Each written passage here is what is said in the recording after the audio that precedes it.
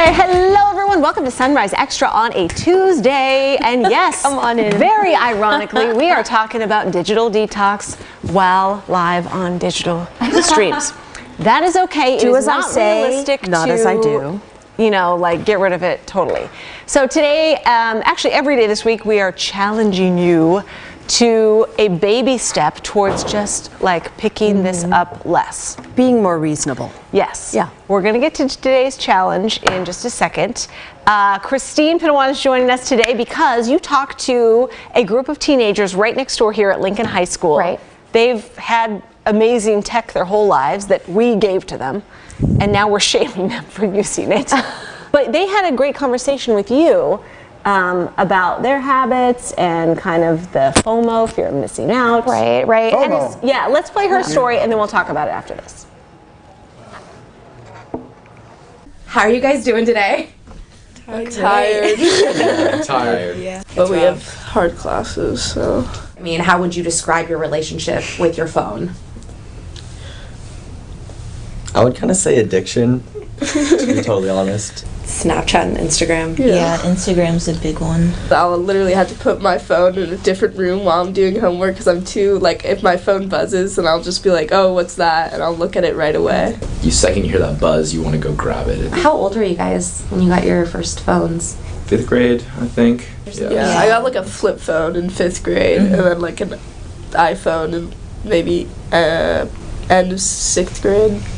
Kind of each one, just tell me what your average daily screen time is. About like 4 hours a day. Yeah, mine's like 2 hours and 30 minutes. Mine's 3 hours for weekdays, and it jumps up a little bit during the weekends, I'll say that. Yeah, mine's 3 hours. I think it's negative because you're not as present. I think it also prevents us from like meeting new people. What are your thoughts on social media and how that impacts anxiety, kind of your mental health? I mean, I think it definitely affects your mental health negatively. They're trying to make their life seem perfect. On social media, it's just all of this positivity, which you would think might uplift you, but I think it actually ends up bringing you down, because if you're not at that moment kind of affiliating with what they're posting, you're like, wow, why am I doing so much worse than everyone else? Definitely thought about like, do I really need this? Is this making me better? Or like, is this really helping me? Or is it like, are the negative effects bigger than the positive effects? I will do my best to remember.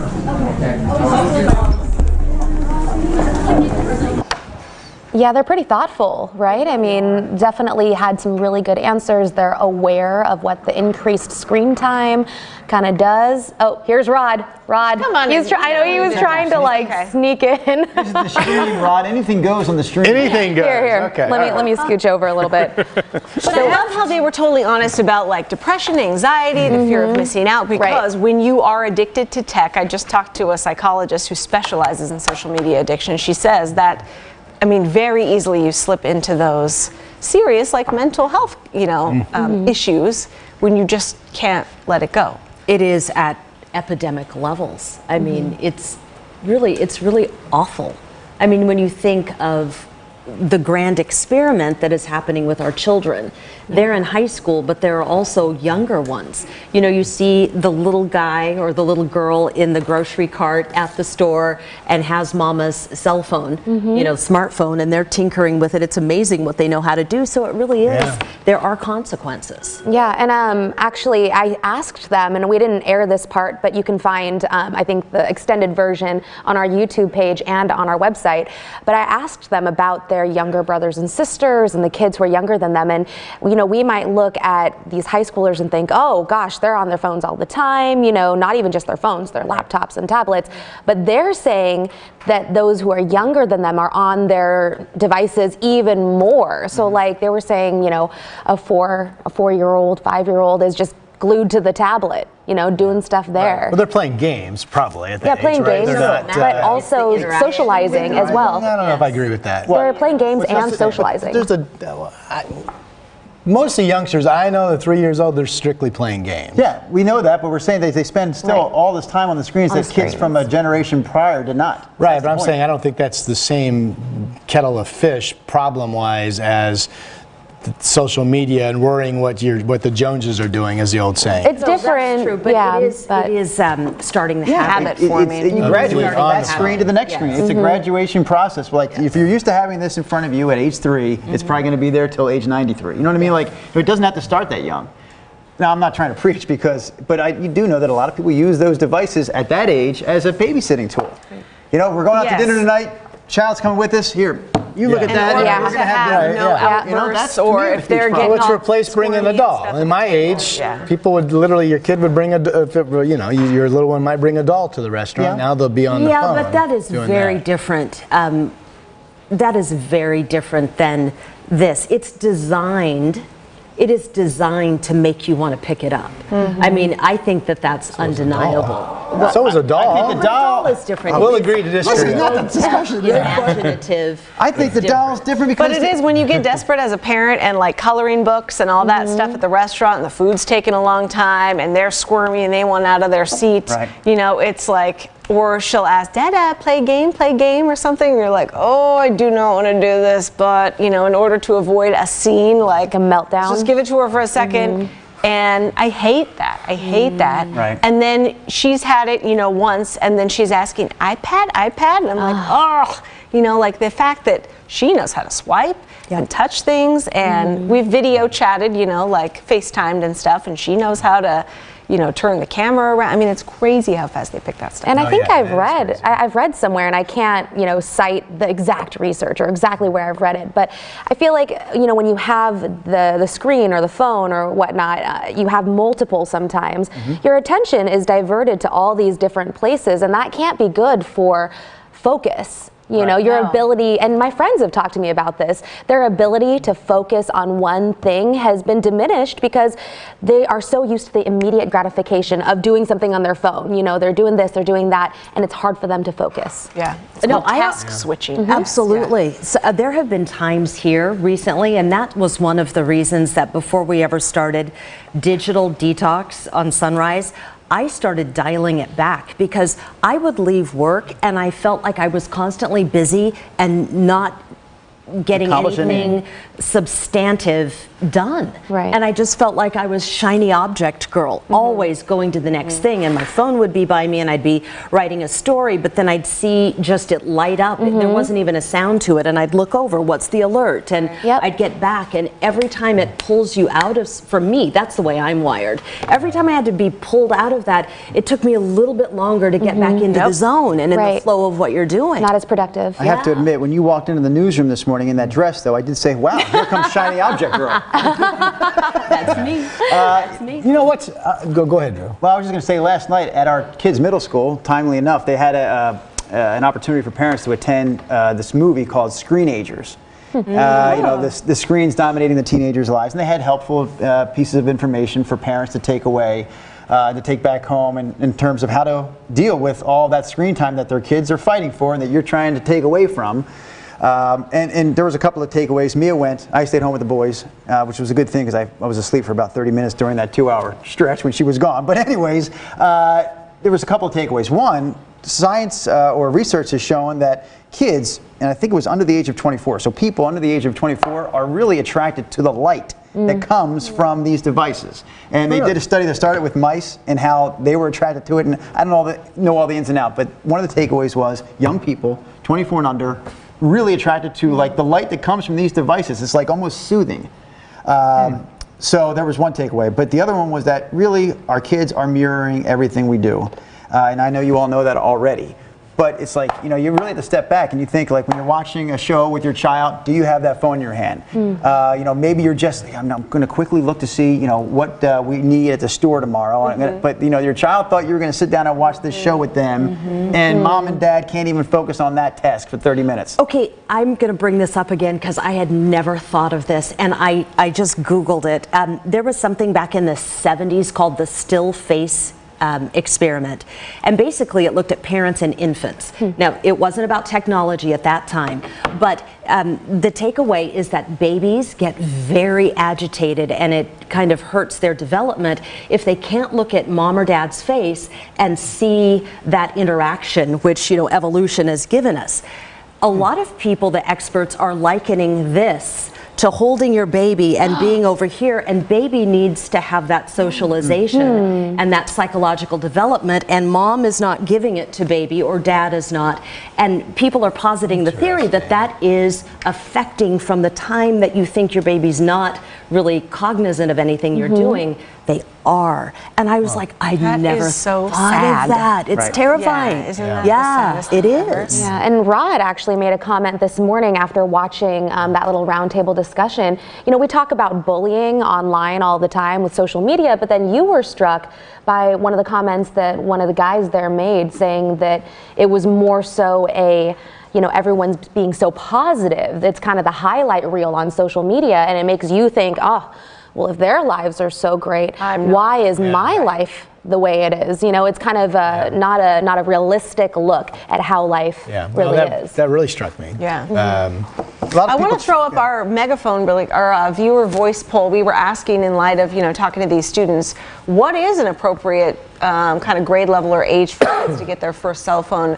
Most of you say in middle school, and the next highest in high school. I don't know how realistic that is, but yeah, I mean.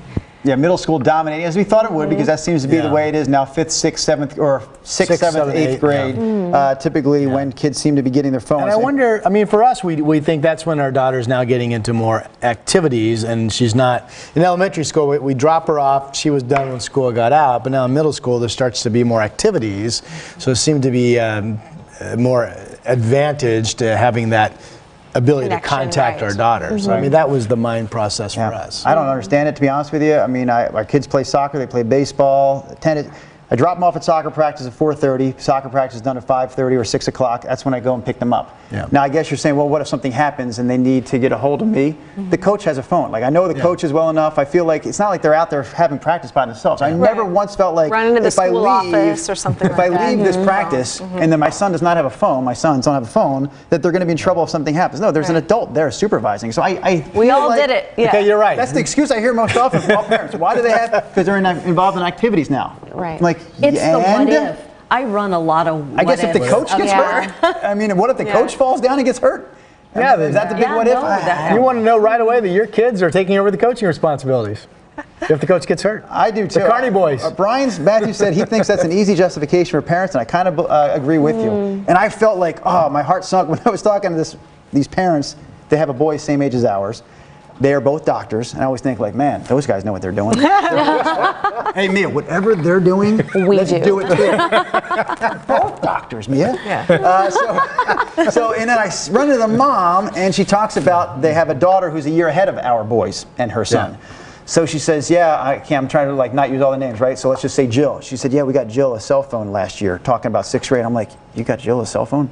In 6th grade, why'd you do it? And she started talking about the activities. And I said, oh my gosh, they're getting their kids phones in 6th grade. Now the whole world is coming to a halt. Yeah, you know, honestly, it's probably, I'm thinking back about what I said and the conversations my wife Grace and I had with our daughter. And to be honest, we were probably, more than not, she got it because for a couple of years leading into 6th grade, Mommy, everybody else has it. Mommy, everybody else has it. Daddy, everybody else has it. And we probably caved. Like parents often do. It doesn't matter if it's a phone. It could be anything. Whatever everybody else has. We all know we have those conversations with our kids. And it was 6th grade when we caved into that. That's about the age, I think, to be honest with you. That's what these kids say. Can we read some comments? Because we have a ton. I'm trying to get through some of them. Marissa Love says, my daughter got one in middle school with a 2-hour time limit. Then her phone will shut off if she doesn't use it up by bedtime. Oh, well, her phone tells her bedtime and shuts off at 8 p.m. That's cool. She says, Family Link. Good phone. Family Link. That's a great idea. That psychologist I was talking to recommended getting a family, you know, if you are at some point going to get the boys a phone, like and I think you had talked about this, like get one phone that, you know, people share, and okay, I'm going to give you the phone today, you're in charge or whatever. So there's not, you know, you have your own personal access. They do. There's a third phone in our house, so, you know, I have the phone, my wife has a phone, we have a third phone. It's in the home right now. They don't take it to school. When they come home, if they go to the park with their friends, you know, they can take that phone with them, and I can call them if dinner's ready and things like that, so that's totally the convenience factor. Now, they're not out the activity, you know, to me, again, that to me is totally different than my kid has an after-school activity. To me, that's being supervised. But anyways, But it's weird to me that our kids don't even like really play video games, but they do more than anything. They get those tablets out and they watch YouTube videos. Yeah. Of anything. Yeah. What are you watching? 1986 World Series highlights. Really? Yeah. But so that's random. their like TV. clicking Barry to Sanders all time spiral. dash runs. That generation's TV is YouTube. That's all they do. Yes. And they'll watch it for whatever. hours on end. If I said, you know what, you can watch that for the rest of the night. Because it just they would. leads to the next one, and that's another thing that just psychologist spirals, was talking about. If you're watching violent or sexualized or monetized content, or things where you have to watch an ad to get to the next video, or I mean Netflix, you know, within 5 seconds of a show ending, it's showing you the next one. And she said it's that constant loop that is hooking you in, that they know that is, and that is what makes us addicted. Yes. And it's I mean, it's so smart, you know, how YouTube works like that. Right. Well, there is a lot of comments. You're right. I just want to make sure I get to it because it was at the top of the page. Stidman Nancy. Good morning there, Stidman Nancy says, these days in this crazy world, middle school or even sooner. So Stidman is saying because of the crazy world that we live in, you know, really it can't be soon enough to get a phone in a child's hand, which that's kind of sad to me, to be honest with you. Kirsty on Instagram, thanks for watching on Instagram. She says, when we moved to our property and didn't have a landline, our girls shared a simple cell phone. They didn't get smartphones until they could pay for them. Oh, interesting. I like that. You could put a little money to I know. Rod likes that kind of thing. Let's get to our digital detox challenge that we've issued you guys on Facebook. So yesterday we were talking about try and not have your phone like on the table while you're eating lunch or dinner, and just try and be present, enjoy your meal, your company. And today's challenge is right there on the screen. No multi-screen use today. So that's gonna be try to watch hard. your show, your movie without scrolling. You guys are your all phone. pathetic. Oh my gosh, it's hard. This is a big topic in my house because my daughter does it.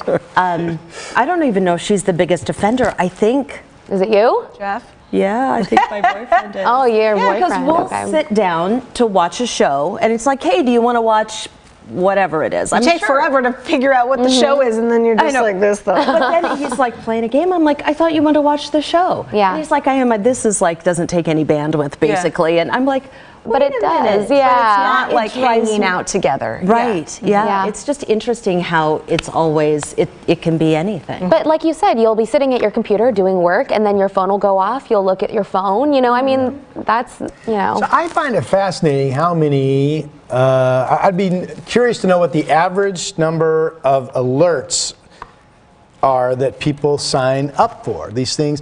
The only time, I have my phone set, the only time it will make a sound, I don't have any alerts by the way. No alerts I've signed up for, 0. No notifications at all? I hear you little tweety. Well, that's for messages. The only time my phone will make a sound at all is if somebody direct messaged me. Now, unfortunately, the guys that I play golf with Yeah, yours is going are a off bunch lot. of the old, you know, the old saying was chatty Cathy's, man. I'm like, will you guys shut up? My phone's blowing up here. I'll see you tomorrow on the golf course.